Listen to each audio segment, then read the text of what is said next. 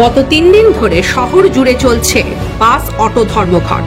সমস্যায় নিত্যযাত্রীরা, স্কুল পড়ুয়ারা, সাধারণ মানুষেরা, কিন্তু প্রশাসনের তরফ থেকে কোনো পদক্ষেপ নিতে দেখা যায়নি। এর প্রতিবাদে মহকুমা দপ্তরে বিক্ষোভ দেখান কংগ্রেস সমর্থকেরা। এরপরেই কংগ্রেসের সমর্থকদের সঙ্গে পুলিশের তুমুল ধস্তাধস্তি শুরু হয়। তাদের মহকুমা দপ্তরে ঢুকতে বাধা দেওয়া হয়। এমনকি ধস্তাধস্তি চলাকালীন পুলিশ কংগ্রেস নেতা দেবেশ চক্রবর্তীকে ঠেলে ফেলে দেয়। তারপরেই শুরু হয় চরম বিক্ষোভ।